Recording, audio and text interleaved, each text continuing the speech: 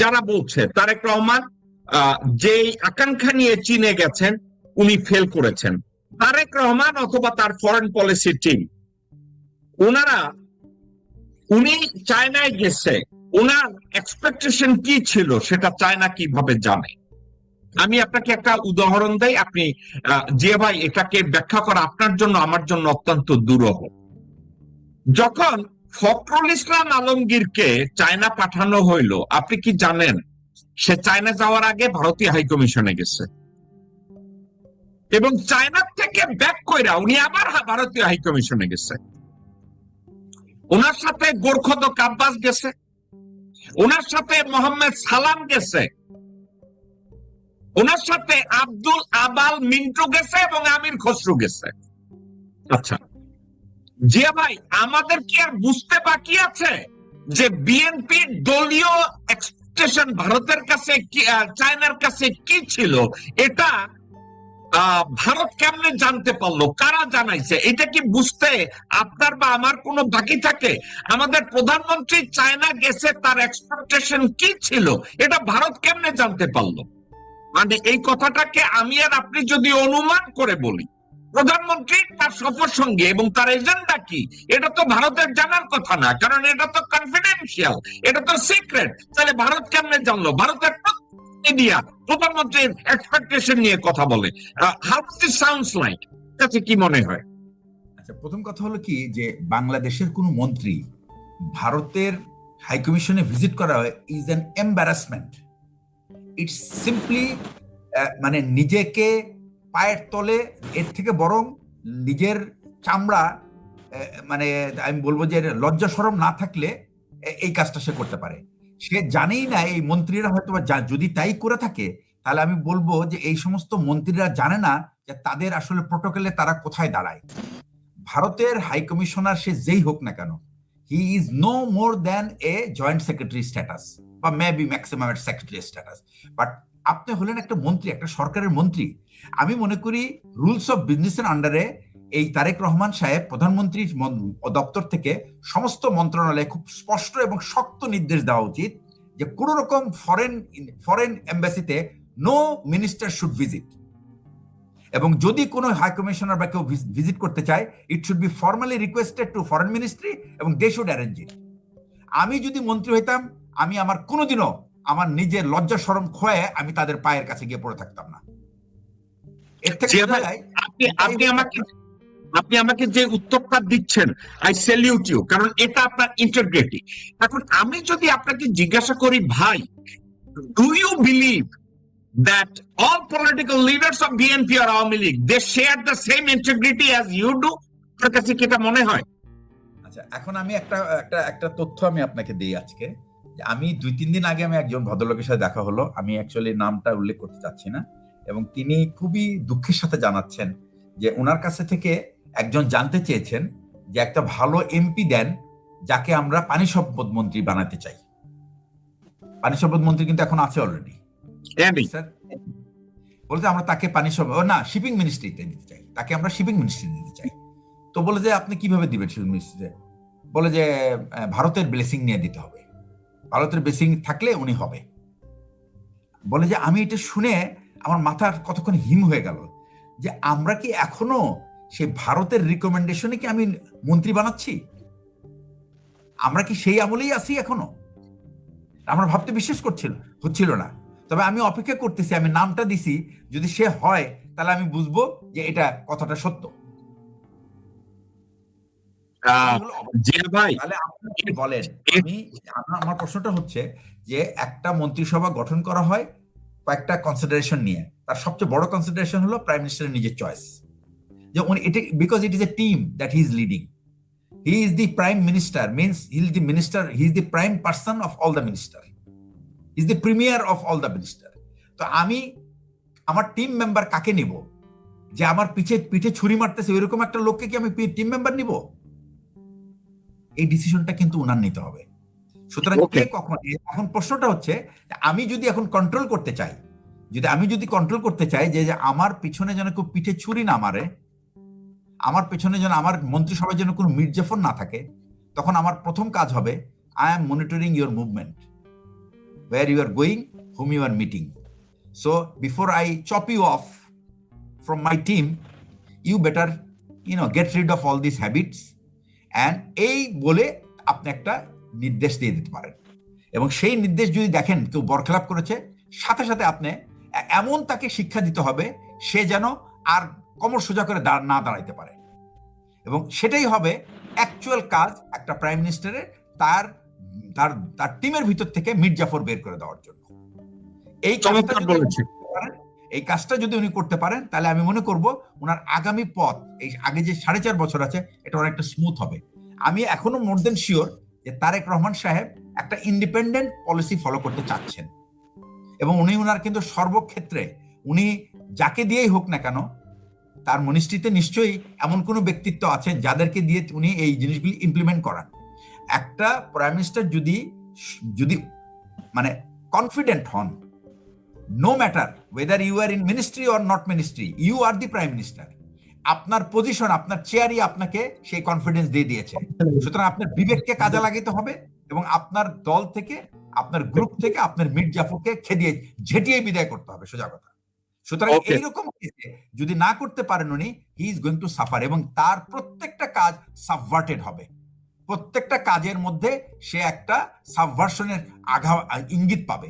শুধু এখানে না, তার ইভেন অ্যাডমিনিস্ট্রেশনে যদি কেউ থাকে এরকম ক্যারেক্টার, তাদেরকে কিন্তু খুব স্পষ্ট নির্দেশ দেওয়া উচিত যে আমি যদি দেখি আপনারা আপনাদের নিজের দেশের সাথে বেইমানি করে অন্য কোনো দেশের সাথে আমার বিনা অনুমতিতে আপনি যোগাযোগ করে you are trying to diverse the information, you are going to face a severe reprimand and severe punishment for that, and there will be a legal consequences for that. এই শব্দটা যদি উনি উল্লেখ না করেন, উনি কিন্তু politically he will not be strong. আমি আপনার সাথে একমত। হাসিন ভাই, আপনার কথা কি, আপনি কি এখন আমার কথা শুনতে পাচ্ছেন? একটু যদি দয়া করে বলেন। শুনতে পাচ্ছি, আপনি আমারটা শুনতে পাচ্ছেন? আমি পাচ্ছি, কিন্তু আমি আপনার ভিতরে ডিসকমফোর্ট দেখতে পাচ্ছি, মানে এই ভয়েসটা নিয়ে। আপনি একটু কথা বলেন, আমি দেখি, একটু আলোচনাটা আপনি শুরু করেন, আমি দেখি আলোচনাটা কোথায় যায়।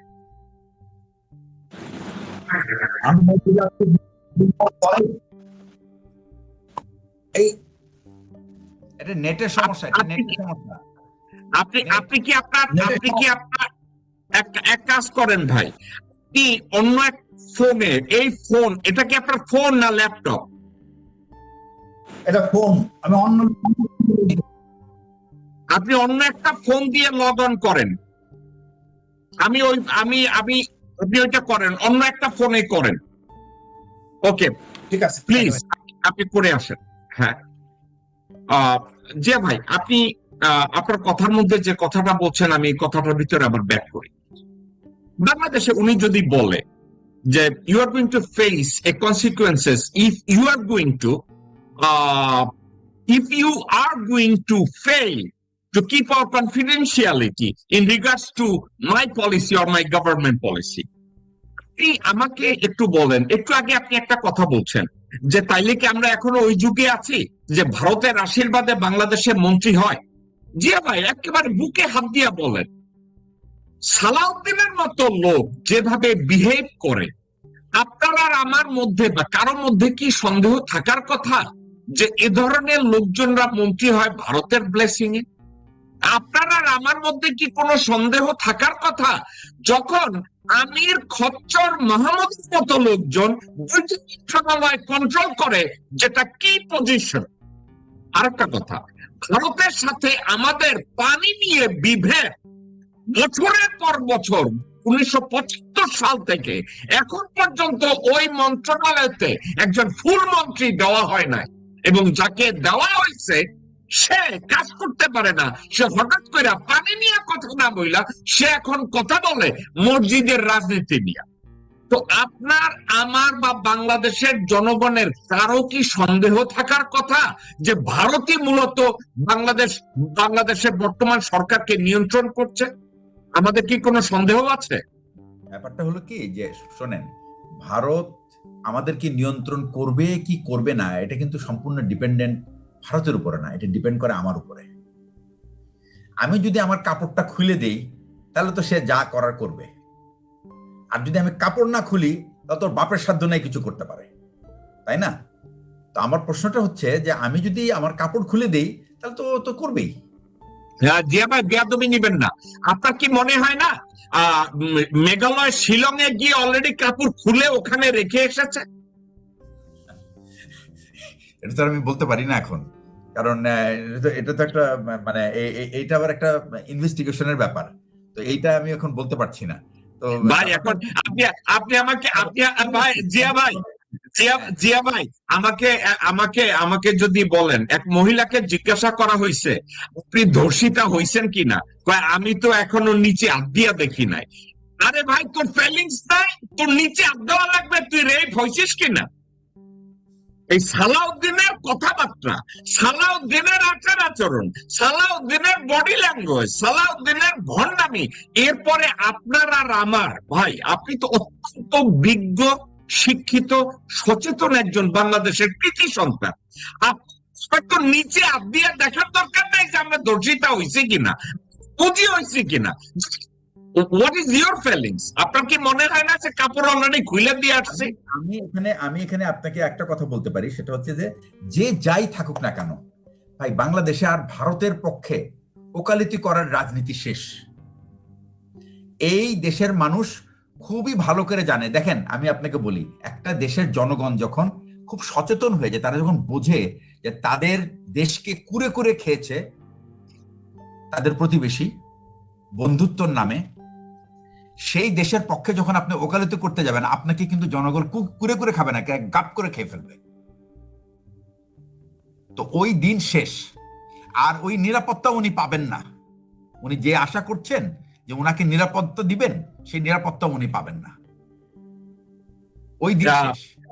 যে ভাই আপনি আমি জিয়া ভাই আপনার কথাকে আমি অত্যন্ত পছন্দ করলাম, কথাকে আমি শুধু পছন্দ করলাম না, মনে মনে বলি আল্লাহ যেন আপনার কথাটাই সত্যি করে। কিন্তু কি এটা দেখেন না, চিহ্নিত ভারতের দালাল, চিহ্নিত খারাপ মানুষ, চিহ্নিত এবং প্রমাণিত সরঞ্জাদা কুত্তার বাচ্চা, এদের কি পদায়ন করা হচ্ছে? এর আমি কি দেখছি না? আপনি বাংলাদেশ ব্যাংকের গভর্নরের পজিশনের দিকে তাকায় দেখেন, ইসলামী ব্যাংকের চেয়ারম্যানের পজিশনের দিকে তাকায় দেখেন, অর্থ মন্ত্রণালয়ের সেক্রেটারির দিকে তাকায় দেখেন, স্বরাষ্ট্র মন্ত্রণালয়ের লোকজনের দিকে তাকায় দেখেন। যারা চিহ্নিত ভারতের দালাল, যারা চিহ্নিত ভারতের পাঁচাটা দেশদ্রোহী, তাদেরকে পদায়ন করা হচ্ছে। যে ভাই আমি আর আপনি কি এগুলো দেখছি না? হ্যাঁ, এখন কিন্তু কথা হচ্ছে যে আপনার তো যে আপনার যদি যে শস্যা দিয়ে আপনি ভূত ছাড়াবেন, সেই শস্যাতেই যদি ভূত থাকে তাহলে তো আপনি আপনাকে আমার পয়েন্টটা হচ্ছে, প্রধানমন্ত্রী উনি যদি বাংলাদেশ যদি সবার আগে এবং বাংলাদেশের স্বার্থ যদি প্রাইমারি হয়, তাহলে ওনার অনেক কিছু করার আছে। হ্যাঁ, আমরা জানি উনি হয়তো সবকিছু একবারে করতে পারবেন না, বাট উনি কিন্তু প্রতিদিনে he has to make a progress. কারণ যদি একদিন আপনি পিছিয়ে যান, এটা আমি আপনাকে একটা কথা বলি, আমার একটা ফোর্স কমান্ডার ছিল, হ্যাঁ, তো উনাকে জিজ্ঞেস করা হচ্ছিল, আমি ওনাকে জিজ্ঞেস করলাম, স্যার আপনি মোটিভেশন কিভাবে পান? মানে লোকটা ছিল একেবারে এতই কর্মঠ, এতই নিরলস এবং যে এত স্পিডি যে উনি মুখে বলার আগে উনি আদেশ নির্দেশ বের হয়ে যেত। How do you get this motivation? তো উনি বলতেছে, দেখো তুমি রাত্রে যখন ঘুমাতে যাবা, ইউ শুড আস্ক ইউরসেলফ যে তোমাকে কি দায়িত্ব দেওয়া হয়েছে। তুমি যদি একটা রাষ্ট্রের দায়িত্বে থাকো, তাহলে তুমি জিজ্ঞেস করবে নিজেকে, আমি আজকে আমার রাষ্ট্রের জন্য কি কাজ করলাম এবং রাষ্ট্রের জনগণের জন্য কি কাজ করলাম। আমার যদি সেই কাজ, আমাকে যে দায়িত্ব দেওয়া হয়েছে, সেই কাজ যদি আমি না করে থাকি, তোমার মনে রাখবে তোমার রাতে কিন্তু ঘুম হওয়ার কথা না, কারণ পরের দিনে তোমার কাজ দ্বিগুণ বেড়ে গেল। তোমার আগের দিনের কাজ এবং সেই আগামী দিনের কাজ, দুটো দিনের কাজ তোমার একদিনে করতে হবে। সুতরাং উনি যত দেরি করবেন এগুলি, তত উনার কিন্তু কাজের কিন্তু পাইল আপ হতে থাকবে। সুতরাং আমি মনে করি যে উনি প্রতিদিনে নিজেকে জিজ্ঞেস করবে যে আমি রাষ্ট্রের প্রধানমন্ত্রী, আমাকে মানুষ আস্থার সাথে আমাকে এই দেশটা পরিচালনার দায়িত্ব দিয়েছে একটা শর্তে, সেটা হলো বাংলাদেশ যেন মাথা উঁচু করে দাঁড়াতে পারে এবং বাংলাদেশ যেন স্বাধীনভাবে তার সমস্ত নীতি বা পলিসি জেনারেশন ইমপ্লিমেন্ট করতে পারে। এই ক্ষেত্রে যেন কেউ আমার বাধা হয়ে না দাঁড়ায় এবং কেউ যেন জনস্বার্থের বিরুদ্ধে কোনো কিছু না করতে পারে, এটাই তার দায়িত্ব। এবং এই দায়িত্বটা উনি প্রতিদিন রাত্রে ঘুমানোর আগে নিজেকে জিজ্ঞেস করা উচিত এবং জিজ্ঞেস করে যদি এটার উত্তর উনি হার সূচক পান, তাহলে উনি উনার দিনের কাজটা করেছেন। এটার উত্তর যদি না সূচক হয়, তাহলে পরের দিনে কিন্তু ওনার দায়িত্বটা আর এক গুণ বেড়ে গেল। তো সুতরাং উনি যত এটা দ্রুত করবেন, যত দ্রুত এই প্রশ্নটা নিজেকে করবেন ঘুমানোর আগে, তত দ্রুত উনি কাজগুলি সমাধান করতে পারবেন এবং ঘুম ওনার ভালো হবে। আর তা না হলে ওনার ঘুম ভালো হবে না। ওকে জিয়া ভাই, আমরা হাসিন ভাই আবার ভয়েসটা আমি শুনতে চাচ্ছি। হাসিন ভাই, এবার ঠিক হয়েছে? এখন কি শুনতে পারেন ভাই আমাকে? জি, আমরা আগের চেয়ে একটু অনেক ভালো শুনতে পাচ্ছি, অনেক ভালো শুনতে পাচ্ছি। হাসিন ভাই, আপনাকে আমি আবার কোশ্চেন গুলো রিফ্রেশ করি। আমি এবং জিয়া ভাই এতক্ষণ আলোচনা করেছি যে প্রধানমন্ত্রী চীন সফরে যাবেন। এই চীন সফর ঠেকাতে গত 3 মাস ধরে তারা একটা প্ল্যান করেছে, কি কি করবে একটার পর একটা। তারা এটা শুরু করেছে ওই ত্রিবেদীকে বাংলাদেশ ঝুঁকানো দিয়ে, 81 ফুট রাম মূর্তি দিয়ে, তারপরে বাংলাদেশে হামাস আছে, তিস্তার গেট খুলে দিয়া, পানি ছাইরা দিয়া, ঢাকায় হিন্দু প্রদেশের জন্য চৈতালি, তৈতালি, বৈকালি এ ধরনের লোকজনদের নামাইয়া দেওয়া, মানে একাধিকবার। এখন আমাদের একটা ফরেন পলিসি এক্সিকিউশনে আমাদের প্রধানমন্ত্রী এককভাবে একটা সিদ্ধান্ত নেবে এটার বিরোধীর জন্য, এই একের পর এক একটা সমস্যাগুলো ওনার সামনে ছুড়ে দেওয়া হলো।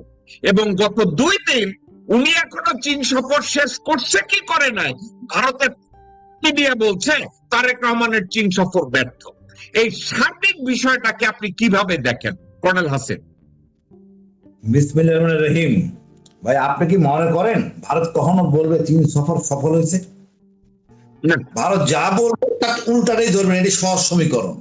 এই 54 বছর স্বাধীনতার পরে আমরা ভারত থেকে একটা কোনো ভালো সুবিধা পাই নাই। ইমেজে জিয়া স্যার বলছে আমাদের আন্ডারওয়্যার মিসিং। আমি তো বলি আন্ডারওয়্যার পাওয়ার সুযোগ নাই, আন্ডারওয়্যার ভারত বিক্রি করে দিছে।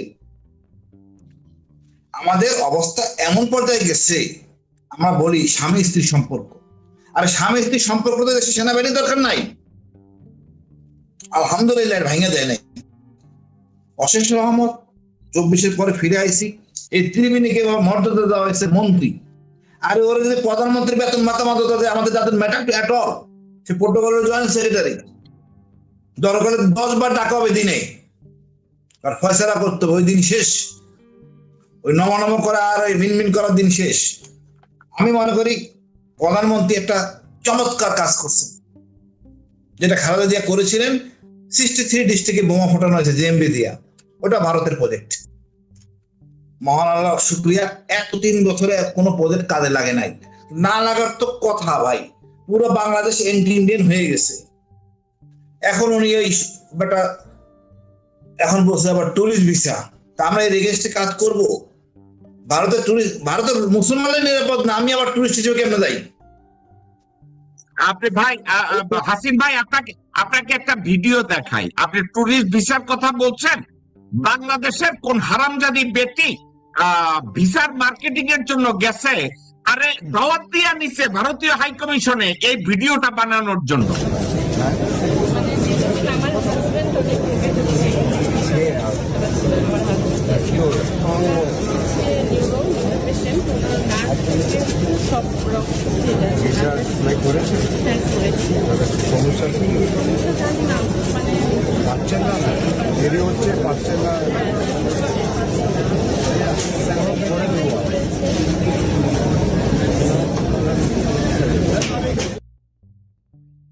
হাসিন ভাই, একটা জিনিস আপনি খেয়াল করেছেন, দীনেশ ত্রিবেদীর সাথে ভিসা নিয়ে কথা বলার জন্য দাঁড়িয়ালা একটা লোক এবং হিজাব করা একটা মহিলাকে খুঁজে বের করা হলো।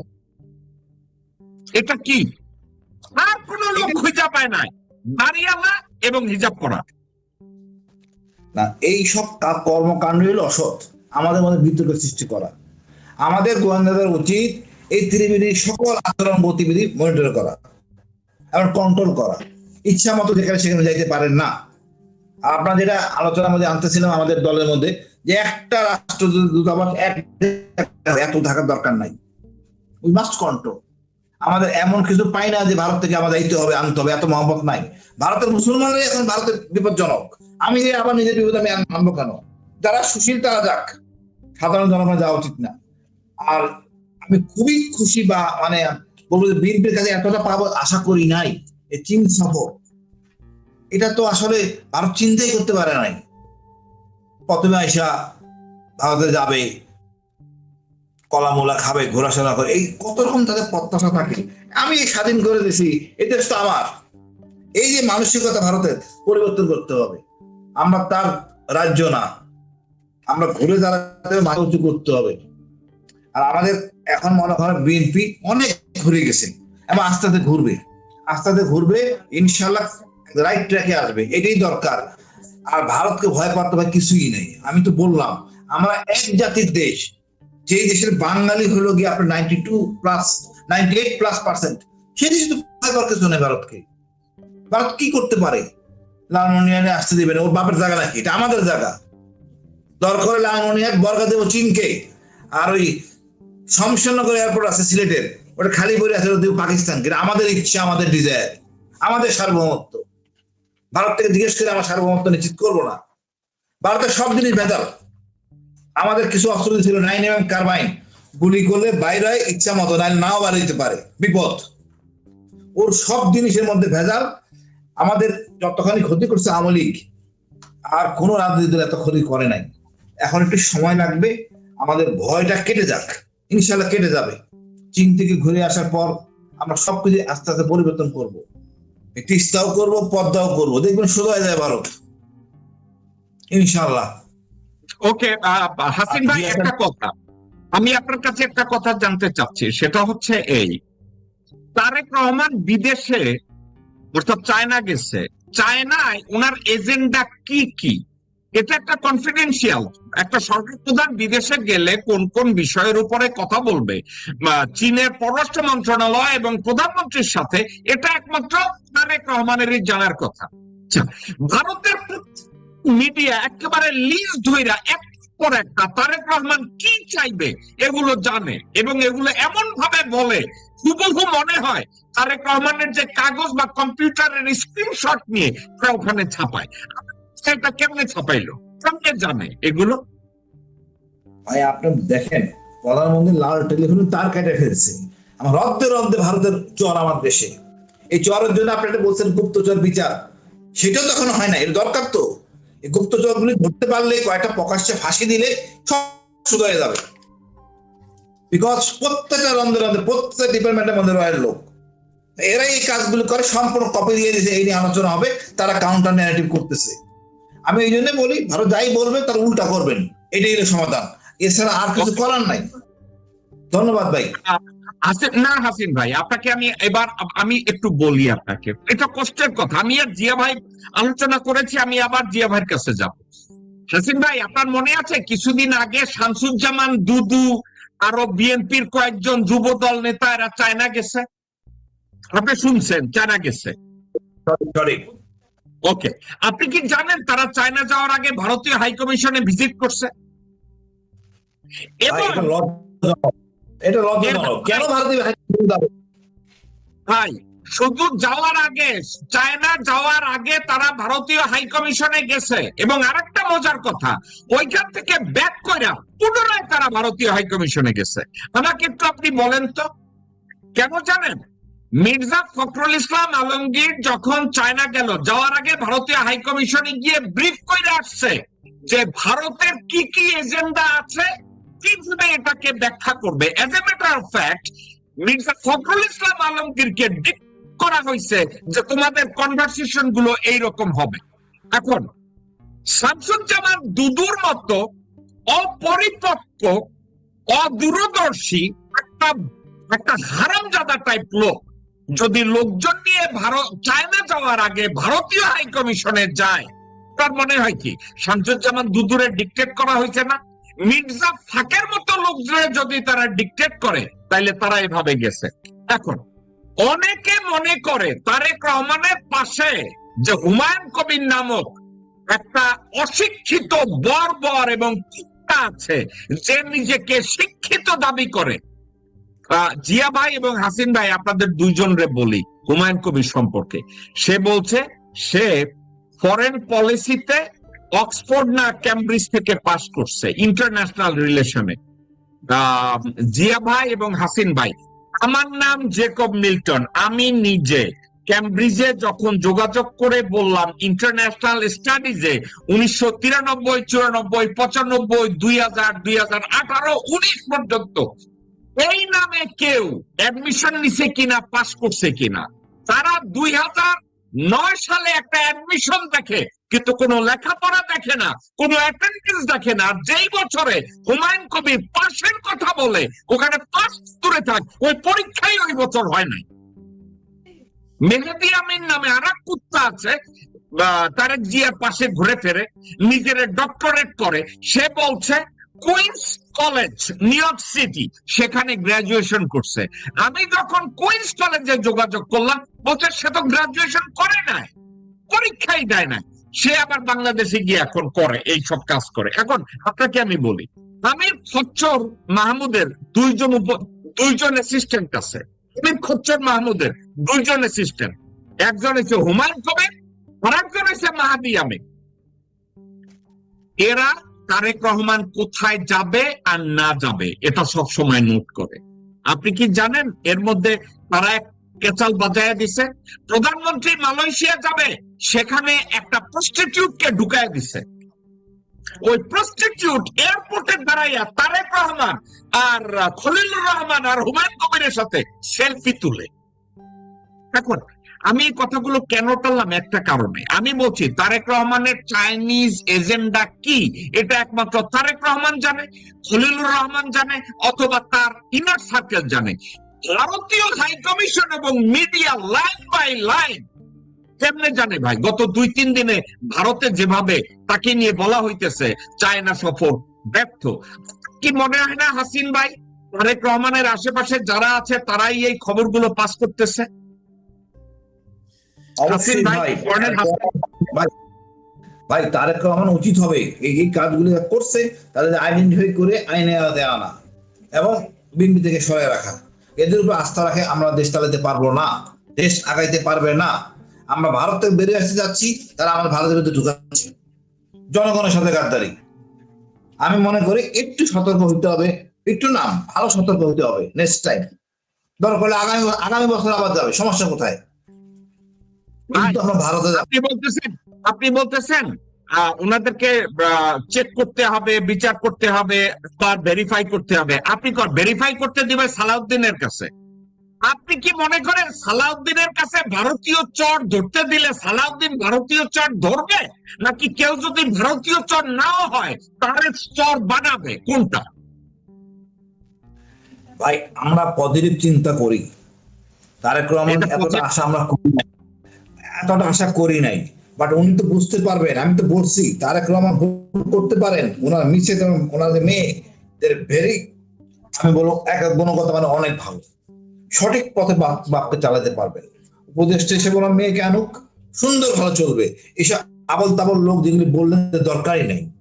দেশ চালাতে গেলে এত কিছু লাগে না, ব্যক্তি সৎ, দেশপ্রেম, জনগণ কি চায়। আমি পজিটিভ দেখি, ইনশাআল্লাহ উনি পরিবর্তন হবে। ওনার মধ্যে ভয় আতঙ্ক থাকে, আমাদের বুঝতে হবে যে উনি অনেক দিন পর আইছেন নবীন রাজনীতিতে। একটু সময় দিই, 6 মাস 1 বছর, আমার মনে হয় কাঙ্ক্ষিত লক্ষ্যে পৌঁছবেন, জনগণের প্রত্যাশা পূরণ হবে। এই লোকগুলি সমস্যা সৃষ্টি করতেছে, একটা দূরত্ব সৃষ্টি করতে জনগণ থেকে আমাদের তারেক রহমানের সাথে।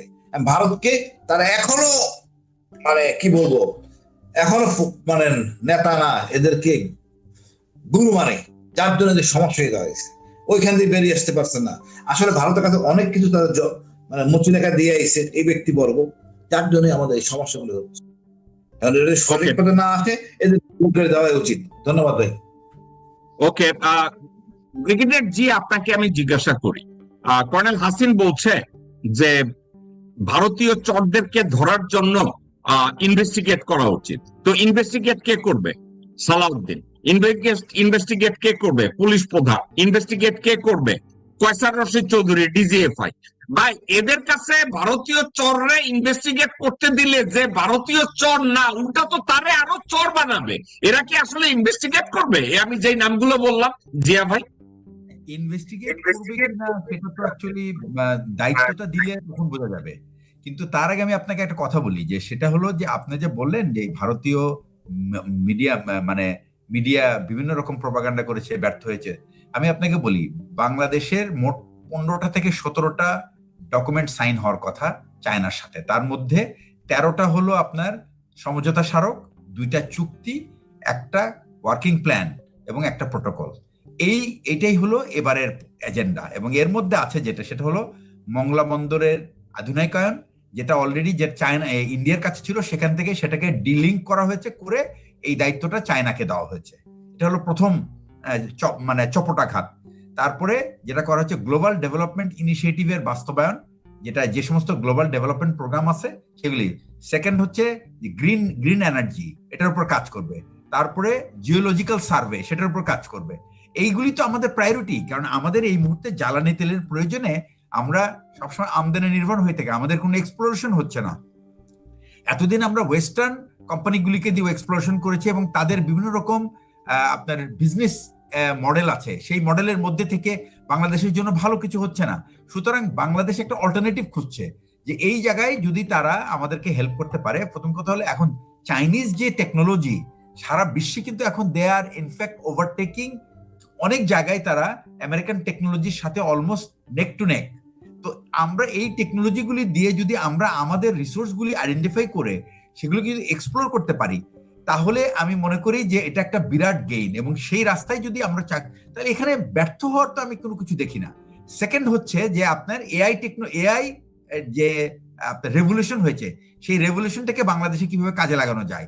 এবং আরো জানতে চেয়েছে তারেক রহমান সাহেব, যেটা জানতে চাইছেন যে তারা যে র্যাপিড ইকোনমিক ডেভেলপমেন্ট করলো, এই র্যাপিড ইকোনমিক ডেভেলপমেন্টের মডেলটা আমরা বাংলাদেশে অ্যাপ্লাই করতে পারি কিনা। তো এইগুলিতে আপনার ভারত তো খুশি হওয়ার কথা না, সে তো একটু প্রোপাগান্ডা করতেই থাকবে যে তো এই বিষয়গুলি যখন আলোচনা হয় তখন তো আমার মনে হয় না যে এই ভিজিট কোনোভাবেই এটাকে ব্যর্থ বলা যেতে পারে। আর ব্যর্থ হলো কি না হলো সেটা তাদের এত মাথা ব্যথার কি আছে। বা তারেক রহমান ব্যর্থ খেলে কি টাকা আনার জন্য তো সে যায় নাই। সে যখন এই সমস্ত জায়গায়, এবং আপনি দেখেন এই প্রথমবারের মতো যে প্রায় মোর দেন 125 দ্য বিগ ইনভেস্টার্স তারা তারেক রহমানের সাথে মিটিং করেছে এবং তারা তাদের পসিবল, এটা তো একটা পলিটিক্যাল গভর্নমেন্ট, এর আগে ডক্টর ইউনূস সাহেব গিয়েছিলেন, সেখানেও এরকম একটা মিটিং হয়েছিল, বাট ডক্টর ইউনূস সাহেবের পক্ষে কোনো ডেফিনিটিভ অ্যাকশন নেওয়া সম্ভব ছিল না, because his tenure was absolutely defined, যে উনি 18 মাস পরে উনি হয়তো থাকবেন না। এই সমস্ত পলিসি ইমপ্লিমেন্টেশন একটা রাজনৈতিক গভর্নমেন্টের দরকার। তারেক রহমান সাহেব এই মুহূর্তে যে রাজনৈতিক অ্যাডভান্টেজ বাংলাদেশের রাজনৈতিক ইতিহাসে, he is the luckiest prime minister, যে কিনা সরকারি দল এবং অপোজিশন দুইজনেরই সমর্থন পাচ্ছেন এই সমস্ত কর্মকাণ্ডকে এগিয়ে নেওয়ার জন্য। এবং বিশেষ করে বিরোধী দলের যারা আছেন তারা চান যে তারেক রহমান সাহেব যেন পুরো টেনিউরটা নির্বিঘ্নে কাটাতে পারেন, কারণ এই নির্বিঘ্নে যদি আমরা একটা রাজনৈতিক দলকে কাটাতে না দেই, যেটা ভারত সবসময় চেষ্টা করেছে। আমি আপনাকে একটা কথা বলি, তারেক রহমান সাহেব 1825 দিন ক্ষমতায় থাকবে। এই 1825 দিনে ভারতের 1850টা পরিকল্পনা আছে তারেক রহমানকে তার রাস্তা থেকে সরানোর, অর্থাৎ তার লক্ষ্যে উনি আগাতে দিবে না। এবং এই লক্ষ্য বাস্তবায়নে তারেক রহমানের যে দল আছে, দলের মধ্যে একটা গ্রুপ আছে, তারা এই কাজ করেই যাচ্ছে তাকে ডিসলোকেট করার জন্য। আমার পয়েন্টটা হচ্ছে ওনার প্রাথমিক দায়িত্ব হলো এই লোকগুলিকে আইডেন্টিফাই করা এবং তাদেরকে রীতিমতো পাছায় লাথি দিয়ে বের করে দেওয়া তার টিম থেকে। তাহলে তা না হলে উনি আগাতে পারবেন না এবং বাংলাদেশের মানুষ উনার এই শাসনের বেনিফিট পাবে না। কারণ তারেক রহমান সাহেব আপনি যে যতই বলুক না কেন, I cannot believe that he is involved in corruption. I don't want to believe and I will not believe, because আমি জানি এর আগে উনি এগুলির মধ্যে ইনভলভ ছিলেন না। উনি যেটুকু যা করেছেন দলের জন্য করেছেন, উনি ব্যক্তিগত ফায়দার জন্য কিছু করেন না, আর ওনার প্রয়োজনও নাই। তাহলে আপনি একটা মানুষকে ডিফেম করার জন্য বাংলাদেশের যে পত্রিকাগুলি তখন ছিল, এই প্রথম আলো থেকে শুরু করে বিভিন্ন পত্রিকা, তারেক রহমানকে প্রতিদিন ভিলিফাই করেছে। তারা ভারতীয় এজেন্ডা বাস্তবায়ন করে, তারা বিএনপিকে একদিন শান্তিতে ক্ষমতায় থাকতে দেবে না, এটা তো শেখ হাসিনার প্রমিস ছিল।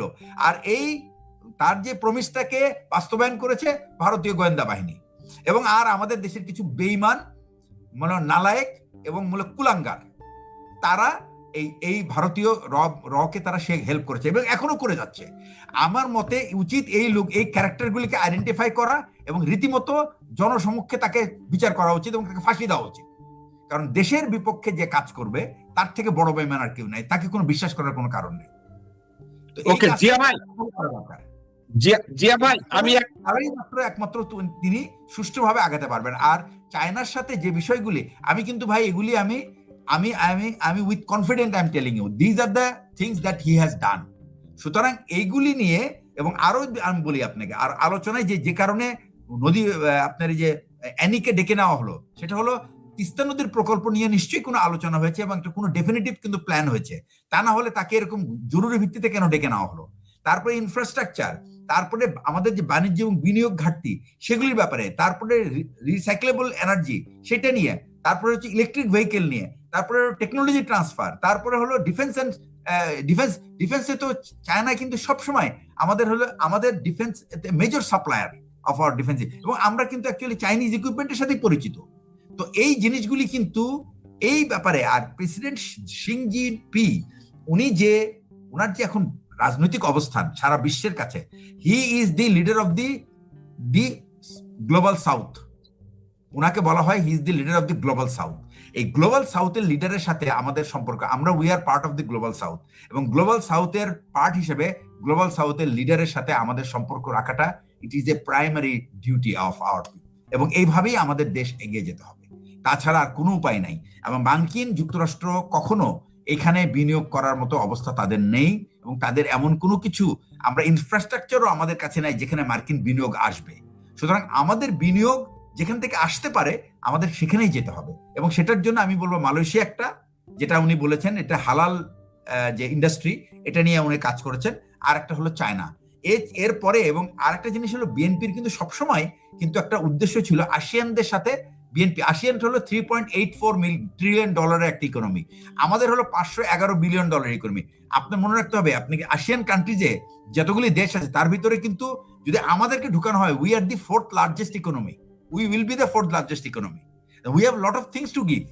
তো আমি বলবো যে তারেক রহমান সাহেবের এই যে ইনিশিয়েটিভ, যে মালয়েশিয়াকে, প্রথমে কথা হলো you need a friend within the team, যেখানে আপনি ঢুকতে চান, আপনার একজন আপনার একটা কান্ট্রি লাগবে, আপনার একটা লিডার লাগবে who is a friendly to you. তো আমি মনে করি মালয়েশিয়া হলো সেই লোক। ইন্দোনেশিয়া হতে পারে, Indonesia is the largest economy. Indonesia কিন্তু এর পরের টার্গেট হওয়া উচিত তারেক রহমান সাহেবের ইন্দোনেশিয়া যাওয়া, not India. We have nothing in India. আমাদের অনেক কিছু আছে ইন্দোনেশিয়ার সাথে ডেভেলপ করার। Indonesia is a Muslim country, 1 2 নম্বর হচ্ছে largest economy, it's a $1 trillion economy.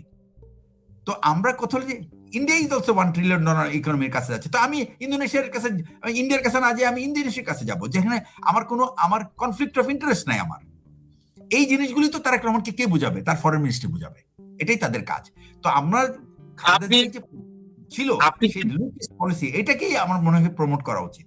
জি বলেন। ওকে, আমি হাসিন ভাই আপনার কাছে জিজ্ঞাসা করব, জিয়া ভাইয়ের কথাগুলো আমি যখন মন্ত্রমুগ্ধের মতো শুনি, এর অর্থ কিন্তু একটা, আমি তাকে থামাই না, কারণ he is on the right track. একটা সাবজেক্ট দেওয়ার পরে একজন ভদ্রলোক যখন এটা স্টাডি করার পরে ডেলিভার করে, আমি ওখানে থামানোর কিছু দেখি না। কিন্তু আমি একটা জায়গায় থেমে যাই। একটা কথা আছে না, আমি যারে দিয়ে ভূত ছাড়াবো, কিছুক্ষণ আগে জিয়া ভাই বলছে তাকেই যদি ভূতে পাইয়া বসে থাকে। উনি একটা কথা বলছে খুব কনফিডেন্টলি, জিয়া ভাই বিশ্বাস করে যে তারেক রহমান ব্যক্তি হিসাবে কোনো দুর্নীতির সাথে জড়িত। আপনি কি সেম কথাটা কনফিডেন্টলি বলতে পারেন যে তারেক রহমান আসলে তার রাজনৈতিক জীবনে কোনো দুর্নীতি করে নাই এবং করবে না? ভাই একটা জিনিস বুঝবেন, এই রাজনীতি বলাটা অনেক খারাপ। ব্যক্তি তারেক অপরাধী হওয়ার কথা না, মা ছিলেন, মা তো সাথে ছিলেন। আর উনি যে ভদ্রমহিলাকে বিবাহ করছেন, কোনো কথা মানে অনেক মানুষের দূর তৈরি থাকে, সংশোধনের স্কোপ থাকে। বাট আমার জানা মতো আমি কোনো কথা এর প্রথম আলো, ডেইলি স্টার নিউজ তার ভিত্তি করে এখন দর্শক করা ঠিক না। উনি যে ভদ্রলোকের সন্তান শহীদ জিয়া এবং খালেদা জিয়ার সন্তান, এমনটা যা হয়েছে মিথ্যাচার, এবং তার উপরে অনেক অন্যায় জুলুম হয়েছে, অনেক প্রভাবনা আছে। আমি মনে করি উনি রাইট ট্র্যাকে আছেন। আমি বললাম ওনার যে পরিবার, ওনার যে মেয়ে, ওনাকে রাইট ট্র্যাকে নেবেন। বাসার একটা পরিবারের মেয়ে শিক্ষিত, পরিবার স্ত্রী শিক্ষিত, আমার মনে হয় তারেক রহমান যদি বেকারেও পড়ে যান উনি করতে পারবেন না। পুরো দেশ তার দিকে তাকায় আছে। আমরা সবাই মনে প্রাণে বিশ্বাস করি পুরো দেশ এই গুটি কয়েক ছাড়া, চৈতালির মতো কিছু লোক ছাড়া ভারত আমাদের শত্রু। ওখানে আমাদের কিছুই পাওয়ার নাই, অকাবাই ওখানে যাবো কেন পয়সা নষ্ট করতে? কোনো কারণে আমরা ভারতে যাবো না। আমার কাছে খুব পছন্দ হয়েছে পদ্মা ব্যারেজ, তিস্তা, আমাদের এগুলি খুঁজে বের করতে হবে। 54টা নদীতে বাঁধ দিয়েছে ভারত। ভারত আবার কিসের বন্ধু? আমিত্ব শত্রু। আমাদের উচিত ভৌগোলিক যে সীমারেখা পরিবর্তন করা। পশ্চিমবঙ্গের সাথে আমার সম্পর্ক খারাপ নাই, 71-এ সাহায্য করছে, আসাম, ত্রিপুরা, এদের লাগে সমস্যা হলো আমাদের দিল্লির চিন্তা চেতনার উপরে। এখন দেখেন ককরোচ পার্টি এক্সিলেন্ট কাজ করতেছে, এরা হিন্দুত্ব করতে দেয়, আমাদের হিন্দুত্ব শেষ হয়ে গেছে। আমার দুঃখ লাগে পশ্চিমবঙ্গের বাঙালিদের প্রতি। তারা হলো সুভাষ বোসের অনুসারী, তারা সেটা ভুলে গেছে। এরা এখন দিল্লির গুণগান গাচ্ছে। এই সুভাষ বোস, বাঙালি, নজরুল, আমরা আমাদের জন্যই কিন্তু ব্রিটিশ এদের সাথে দেশ ছেড়ে যেতে হয়েছে। এই জিনিসটা এখন আমরা দিল্লিকে দিচ্ছি, তাহলে লাভটা কি হলো? আমরাই ভালো আছি? আমরা তো ইচ্ছে করে, আমাদের ইচ্ছে করে তো ভালোই নাই, তারা ভাগ করছে আমাদের। এখন আমরা আলহামদুলিল্লাহ ভালো আছি, জনগণ বুঝতে পারছি এরাই সত্য। এই সুশীল এই লোকগুলি রবীন্দ্র প্রেমে আছে। এই জন্য আমি বা আমার দল আমরা নবাব সলেমানকে উঠে আনতেছি, আমাদের ইনশাআল্লাহ আমরা লাইনে থাকবো ইনশাআল্লাহ। ওকে, আমি হাসিন ভাই আপনার কাছে একটা $1 মিলিয়ন প্রশ্ন আছে। আমি অবাক করা একটা কিছু দেখাবো এখন। আমি এটার উপরে হাসিন ভাই আপনার ব্যাখ্যা চাইবো, আপনার মতামত চাইবো। আমাদের পাশে আছে মুর্শিদাবাদ, নদিয়া, এগুলো আমাদের মুসলমান। বাড়াবাড়ি করলে ঝামেলা। একবার তুমি ঢুকো, খালি দেখাও, তোমার সীমান্ত পরিবর্তন হয়ে যাবে। তুমি তোমার সীমান্ত খুঁজে পাবে না। বাঙালিরা মৃত্যুর আগ পর্যন্ত তার দেশের জন্য লড়বে, সবাই লড়বো। আমাদের মধ্যে এখন দরকার ঐক্য। আপনি যদি আপনার অবস্থানটাকে একটু ব্যাখ্যা করেন। ভাই আমি এখন পরিষ্কার বলি, 47 সালে আমরা ডিপ্রাইভ হয়েছি জনসংখ্যা হিসাবে ভূমি। যেই ভূমি, যতটুকু ভূমি আমার পাওয়ার কথা তা পাই নাই। নদিয়া আমাদের, মুর্শিদাবাদ আমাদের, পশ্চিম দিনাজপুর আমাদের। আমি যদি দাবি করি, এখন আমি দাবি করি, যদি তারা বাড়াবাড়ি করে এই সবটাই আমি যাইব বৃহত্তর বাংলা, অর্থাৎ এক বিহার থেকে শুরু করে একদম 7 সিটার সব, তারপর তারা স্বাধীন হয়ে যাক। আপনি চিন্তা করেন আমাদের কতভাবে ঠকানো হয়েছে। দুই দেশ মিলে, পাকিস্তান আর বাংলাদেশ মিলে, পাকিস্তান বাংলাদেশ মিলে ছিলাম 12 কোটি, আমরা 7 কোটি, তারা 5 কোটি। আমাদের যে জমি দেওয়া হয়েছে তা কত গুণ পাইছে পাকিস্তান, আমরা কি আমরা ওই জায়গায় হয়ে আছি? ওর জনসংখ্যার দিক দিয়ে আমরা বেশি। সেম ইন্ডিয়া দেখেন, ওরা নিচে 80 ভাগ, পাকিস্তান নিচে পাকিস্তান, দুই দেশ মিলে নিচে 20%। এটা তো সমমূল্যায়ন হয় নাই, ঠিক মতো ভাগ হয় নাই। আমাদের দাবি করা উচিত। আমাদের অনেক জমি, যেমন আমরা আন্দামান পাইতেই পারি, আন্দামানের লোকজন আমাদের ছিল, নোয়াখালী এবং ফরিদপুরের, যাদেরকে বিচার করে হিন্দু জাস্টিসরা ওখানে কালাপানিতে পাঠাইছে। আমার দাবি করা উচিত। আমি অনেক মানে এগুলো তো আমাদের অন্যায় করা হয়েছে আমাদের প্রতি। এই 71 সালে স্বাধীনের পরে যেই পরিমাণ সম্পদ ভারত নিয়ে গেছে, তার দাবি করা উচিত সরকারের, এগুলি ফেরত দাও। তবে হিল ট্যাক্সে তুমি গ্যাঞ্জাম করছো, এত লোক মারা গেছে, ক্ষতিপূরণ দাও। এত সব বাঙালি মুসলমান বাঙালিদের তুমি সীমান্তে মারছো, ক্ষতিপূরণ দাও। আমি তো এগুলি নিয়ে চিৎকার দিব, কোন ছাড় নাই। আমরা শান্তির বিশ্বাসী, কিন্তু অশান্তি করলে কাউকে ছাড় দিব না ভাই। ওকে, ব্রিগেডিয়ার জিয়া ভাই, আমি এই ভদ্রলোক একটা প্রশ্ন করছে, আপনি যদি এটার উপর একটা মন্তব্য করেন। হ্যাঁ, আমরা তো ওনার কাছে প্রশ্ন, আমরা স্বাধীন বাংলাদেশি কিনা। আমরা তো অবশ্যই স্বাধীন। আমরা শুধু কাগজে স্বাধীন হতে চাই না, আমরা চাই সত্যিকার স্বাধীন। এবং আমার মনে হয় তারেক রহমান সাহেবের এই প্রথম পদক্ষেপ আমাদেরকে দেখায় দিচ্ছে যে আমরা সত্যিকার ভাবে স্বাধীন। আমি আজকে নামাজ পড়তে পড়তে একটা জিনিস আমার মাথায় আসছিল বারবার, যে এই যে ত্রিবেদী সাহেব, আপনার অ্যাকচুয়ালি সাবজেক্ট ম্যাটার নিয়ে আমার মাথায় হঠাৎ করে চলে আসছে।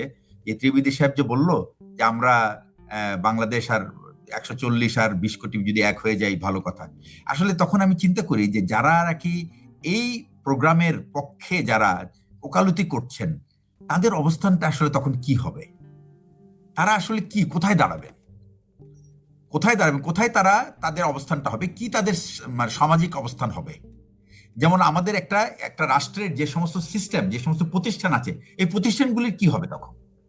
উনি যে এই যে একটা প্রস্তাব নিয়ে আসছেন, এবং এখন আপনি একটা যে ত্রিবেদী সাহেব কয়েকদিন কে জানি বললো যে তাকে মন্ত্রিত্ব স্ট্যাটাস। আমি আপনাকে একটা কথা বলি, এই মন্ত্রিত্ব, এই যে স্ট্যাটাসের ব্যাপারটা, এটা কিন্তু is only for protocol. It does not stop আস। এই যে ফরেন মিনিস্ট্রি তাকে ডাকতে পারবে না, ইম্পসিবল। এখানে প্রাইম মিনিস্টারকে যদি বসায় দেয়, মোদি সাহেবও যদি বলে যে আমি হলাম হাই কমিশনার, স্টিল আমি আপনাকে বলি, still the secretary can call, secretary chief of protocol can call, not even minister. সে যতই বলে মানে যেই বাহাদুর হোক না কেন, মন্ত্রী বাহাদুর হোক আর যেই হোক না কেন, the protocol, Geneva protocol says that আপনার দেশ যদি কোনো এমন কোনো কর্মকাণ্ড করে থাকে সেটা হলো পরের দেশের স্বাধীনতা সার্বভৌমত্বের জন্য বিব্রতকর এবং হুমকি স্বরূপ, তাহলে সেই এবং বা এমন কোনো মিসকন্ডাক্ট যেটা একজন ডিপ্লোম্যাটের কাছ থেকে আশা করা যায় না, সে আপনার মন্ত্রী পদের হোক আর পদের হোক আর প্রধানমন্ত্রী পদে হোক, তাকে even chief protocol can call and submit, give him an explanation, তাকে জানাইতে পারে। সুতরাং এটা দিস পার্টিকুলার স্ট্যাটাস, সে যাই হোক না কেন, it is only for the protocol, রাষ্ট্রাচার। সে সিরিয়ালে কোথায় দাঁড়াবে এটার জন্য, এটা তাকে এই ইমিউনিটি দেয় না। ওকে জিয়া ভাই,